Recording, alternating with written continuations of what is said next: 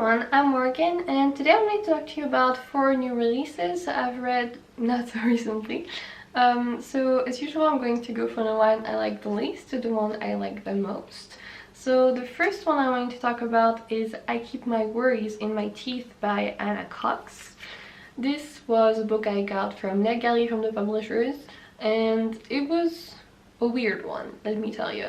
So it was like really short, and it follows many different characters after it follows the aftermath of an explosion in a pencil factory. And yeah, we follow many different characters, so some who work in this pencil factory, one girl whose mother works in the pencil factory, I think she owns it, and we also follow a woman who works to develop photos, I guess, and she has a picture lab. How do you call that? A photo lab, yeah, a photo lab, I guess. And I think this novel was trying to show a lot of empathy, because you see how this small town is doing after the aftermath, and yeah, that was beautiful to see. But some scenes were just too weird. We follow a woman whose work is to chew pencils, so she's just so used to chewing things just in general. And there's one scene where she goes on a date with a guy, and after they go home and they start having sex, and I just knew she was going to bite him, and she did. And I just felt such secondhand embarrassment that I really didn't like this book, kind of because of this, I guess. And also there's just in general, it was nice in some ways, but I didn't feel like it went anywhere in the end. So it's you like the ride, but once you finish you feel a bit incomplete, and that's totally how I felt with this one. So some things I really like. That we also follow, so yeah, this girl whose mother works in the factory, and she loses the ability to talk after a pencil goes through her throat. So obviously it's really emotional. She cannot talk to her boyfriend anymore, and just to anyone. So they try to teach her to do something else to be able to communicate, and it's just really cute. I mean, no, actually she already knows how to communicate another way, but I don't want to say everything in case maybe you want to read it. But in the end, yeah, I wouldn't say this is really worth the read that much. It's an okay ride, but I think there are better books out there. And then the next book I wanted to talk about is The Kingdom of Liars by Martell, which is another book that I thought was fine, but nothing amazing. I mean, it was better than the first one, but this is a fantasy book, and I honestly don't remember much about the characters specifically, because really they just felt like pretty standard fantasy characters that you see. His father, so as the main character, died, well, gets killed, I guess, in the beginning, in front of everyone, because he is a traitor. He did kill the king, and obviously he has always believed that his dad must have had a reason, but no one knows what it is, or actually most people just don't care, and he really wants to try to find out. And there's also something about him having powers, and not everyone has powers. You have to be from one of the particular families, and he is, but you have to get some training to use that power. So he manages to get the training, and you need to find someone to sponsor you, I guess, someone who has money, so that you can do this training. And he makes a deal with the guy to get the money and do a little bit of shady shit, which was funny. I enjoyed this book when I was reading it. It's just that in the end it just feels like many other Western fantasy, I don't think it's very special, but I think I will read the second one. I liked it, fair enough, but yeah.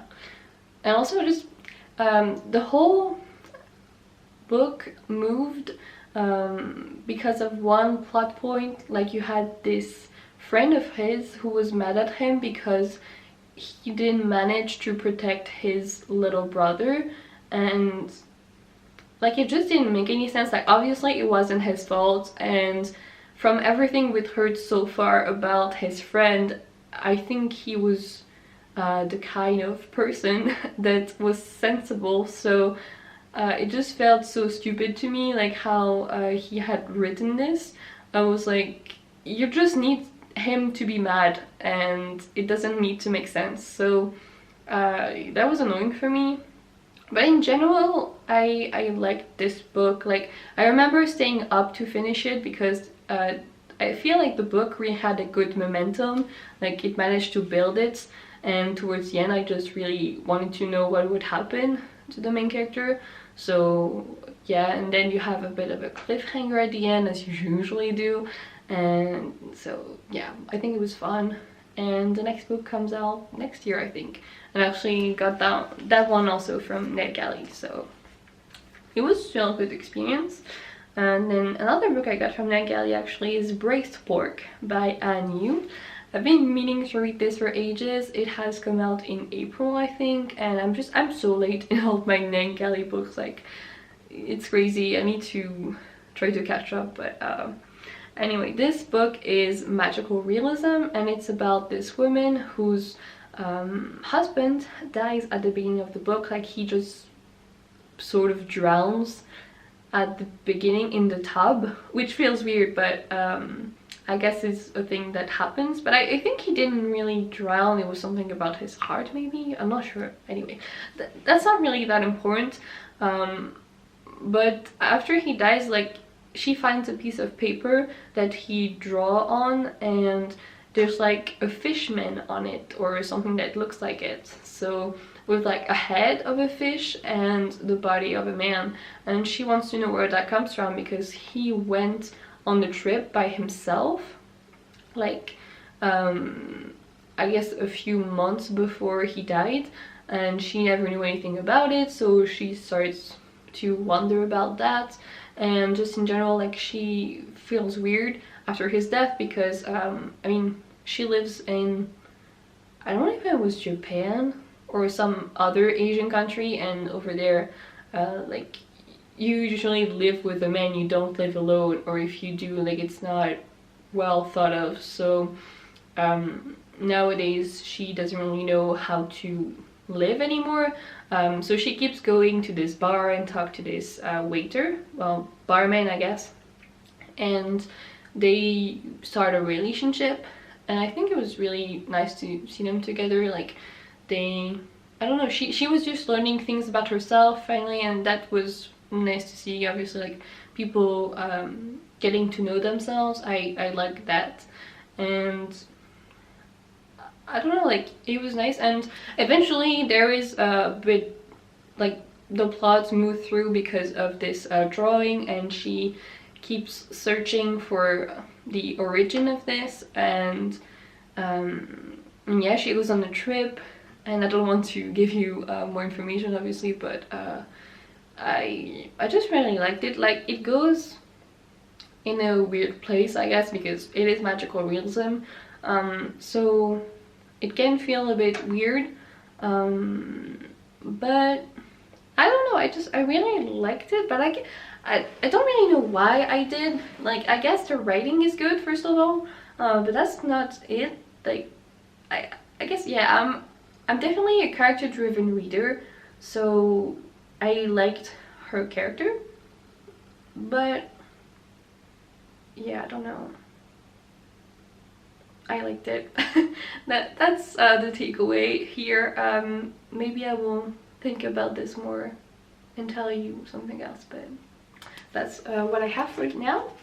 And the last book I wanted to mention is The Dawn Chorus by Samantha Shannon, which is set in the Bone Season series, like right after the third one, and we are finally getting the fourth one in a few months, or actually only in 2 months now.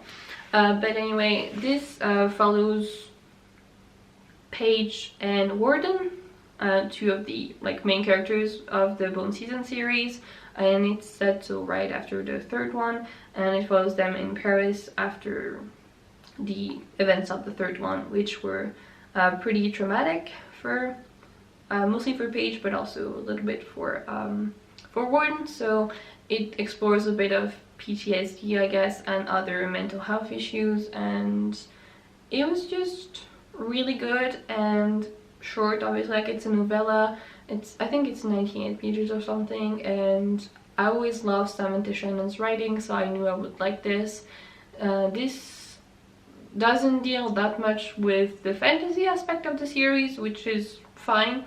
It's mostly about them being humans, I guess. I mean, they're not just humans, obviously, but yeah, it was just about feelings and mental health, and I think it was really well done. So if you have read the Bone Season series, I would recommend you read this. And it's also really nice to have something to read before the fourth one comes out. So yeah, read it. It's really good. And that's all I have to say. So yeah, that was the last one I want to talk about. Thank you for watching.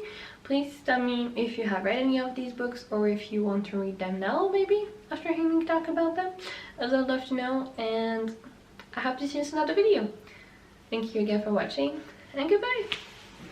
Dream I know, deep up my feelings for you.